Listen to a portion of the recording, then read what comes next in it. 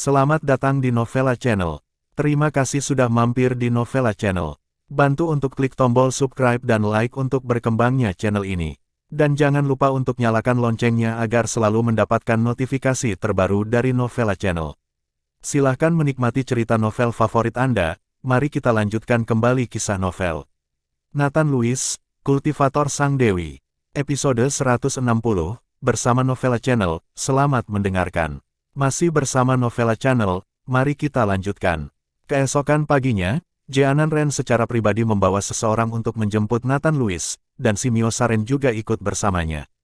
Jelas dia juga ingin melihat bagaimana Nathan Lewis mengobati penyakitnya sehingga dia bisa belajar sesuatu darinya. Keluarga Ren tinggal di pinggiran barat Gasadalur, seluas lebih dari 10 hektar, bisa dibilang luar biasa, dan sekilas terlihat seperti keluarga besar. Tuan Nathan, kami hanya di depan. Tempat ini baru saja dipindahkan ke sini. Tempat kami tinggal sebelumnya terlalu kecil. Jeanan Ren memimpin Nathan Lewis dan berkata, Patriark Ren, kamu terlalu sederhana. Tempatmu sebelumnya beberapa ribu meter persegi, dan masih kecil. Kamu benar-benar kaya, kata si Mio Saren dengan bercanda. Hahaha, apa kamu kaya dan berkuasa? Di depan master seni bela diri seperti Tuan Nathan dan Tuan Saren, uang adalah hal biasa. Jeanan Ren tertawa. Begitu Nathan Lewis masuk ke rumah Ren, dia merasa ada yang tidak beres. Sepertinya seluruh rumah Ren diselimuti sesuatu. Meski aura masyarakat saat ini tipis, bukan berarti tidak ada sama sekali. Tapi begitu Nathan Lewis masuk ke rumah Ren, dia menemukan bahwa aura tipis yang masih bisa dia rasakan telah menghilang dalam sekejap, seolah-olah dia telah memasuki ruang hampa. Dan ada juga Abigail yang merasa ada yang tidak beres. Sebagai tubuh yang menawan secara alami, Abigail juga sangat peka terhadap suasana sekitarnya. Setelah memasuki pintu, Abigail sedikit mengernyit. Apakah kamu merasa ada yang salah? Nathan Lewis bertanya pada Abigail. Abigail mengangguk, ketika saya memasuki halaman ini, saya selalu merasakan lemas. Energi di tubuh saya sepertinya disegel oleh sesuatu, dan tidak ada cara untuk membiarkan energi mengalir keluar dari dantian. Setelah mendengarkan Nathan Lewis, dia sedikit tersenyum dan tidak mengatakan apa-apa. Dia tahu bahwa keluarga Ren pasti telah disihir, tetapi Nathan Lewis tidak tahu mengapa keluarga Ren disihir, jadi dia harus melihat sabar dulu. Jika pasien tidak ada hubungannya dengan formasi, Nathan Lewis tidak ingin bertanya tentang formasi, sekarang dia lebih suka memiliki satu hal lebih dari satu hal. Tuan Nathan, saya akan membuatkan Anda secangkir teh yang enak, Anda duduk dulu.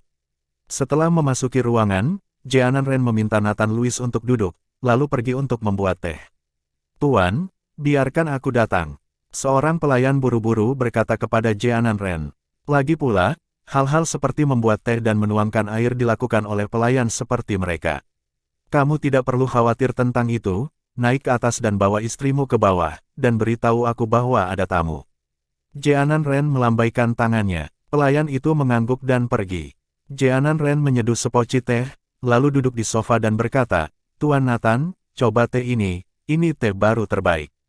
Tuan Saren, cobalah juga, teh baru semacam ini tidak umum. Jeanan Ren juga menyapa si Mio Saren. Nathan Lewis sedikit tersenyum, sebenarnya dia tidak tahu bagaimana cara mencicipi teh. Ketika dia mencicipi tehnya, hampir semuanya terasa sama. Beberapa orang minum teh dan mengobrol. Patriark Ren, apakah Anda meminta untuk melihat villa Anda ketika sedang dibangun? Nathan Lewis mau tidak mau bertanya kepada Jeanan Ren. Aku sudah melihatnya. Pemilihan lokasi, konstruksi, termasuk ukuran dan orientasi diinstruksikan oleh master. Harganya lebih dari 5 juta. Kudengar masternya berasal dari Aula Tiagra. Dia sangat terkenal. Jeanan Ren tidak suka Nathan Lewis. Apa yang kamu sembunyikan? Mengangguk dan berkata. Aula Tiagra. Nathan Lewis sedikit mengernyit, seolah-olah dia belum pernah mendengarnya. Tetapi pada saat ini, Abigail, yang berada di samping Nathan Lewis, segera berseru, orang-orang di Aula Tiagra menunjukkan Feng Shui ini. Jadi keluarga Anda benar-benar memiliki wajah, apalagi 5 juta, jika tidak masalah, saya khawatir mereka sama sekali tidak dapat mengundang orang dari Aula Tiagra. Abigail, apakah kamu tahu Aula Tiagra?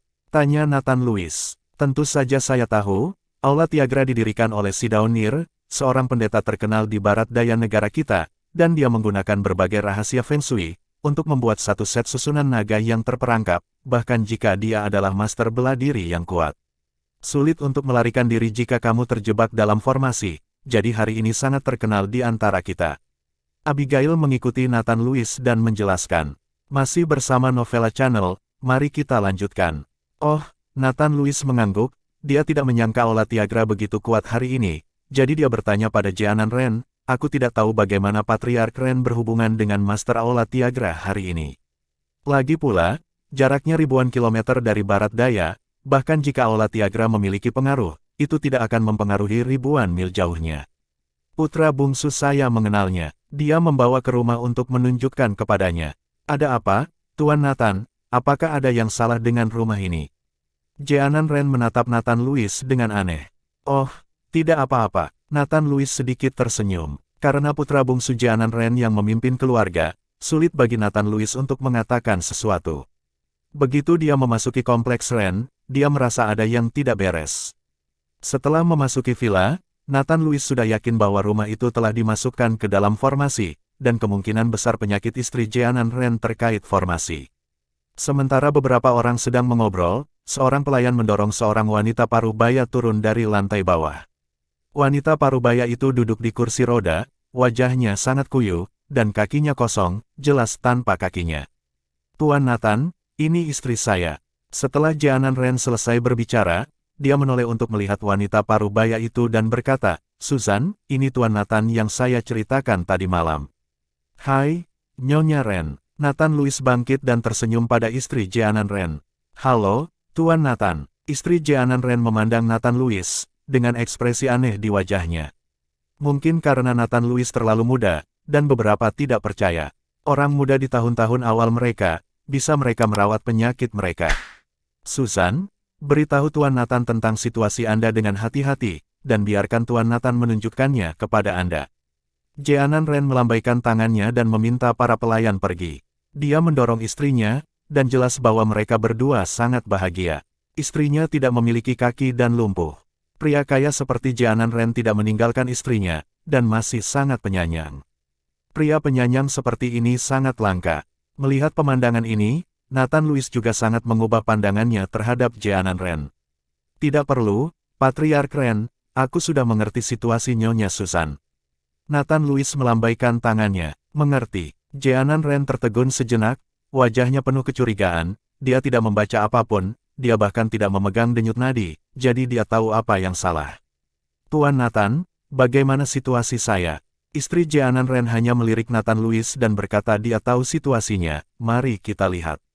Apakah yang dikatakan Nathan Lewis benar? Nyonya Ren, apakah Anda sering sakit kepala, dan ketika Anda merasakan sakit, seluruh tubuh Anda akan roboh? Nathan Lewis menatap istri Jeanan Ren dan berkata dengan tenang. Ya, saya sering menderita sakit kepala. Setiap kali saya merasakan sakit, saya ingin bunuh diri.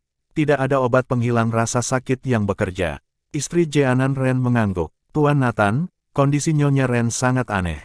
Selama dia sakit kepala, dia tidak bisa mengendalikannya dengan cara apapun. Saya menggunakan obat penenang untuk mencoba meredakan sakit kepala Nyonya Ren, tetapi tidak membantu sama sekali. Semua sakit kepala hilang dengan sendirinya. Saya telah memeriksa tubuh dan kepala Ni Ren, tidak ada masalah sama sekali. Simio Saren mengikuti Nathan Lewis dengan ekspresi bingung. Nathan Lewis tersenyum ringan, tubuh Nyonya Ren tidak sakit, bagaimana Anda bisa melewatkannya? Penyakitnya ada di dalam hatinya. Dengarkan penjelasan Nathan Lewis. Betul, penyakit Nyonya Ren ada di dalam hatinya. Alasan mengapa dia sering sakit kepala dan tidak bisa mengendalikannya adalah karena dia tidak bisa tidur di malam hari dan sering mengalami mimpi buruk. Dengan sedikit tipu daya, sudah menjadi arus situasi. Nathan Lewis sedikit mengangguk. Terima kasih sudah mampir di Novella Channel. Bantu untuk klik tombol subscribe dan like-nya untuk berkembangnya channel ini. Novella Channel akan memberikan lebih banyak lagi cerita novel yang lainnya dalam versi audio.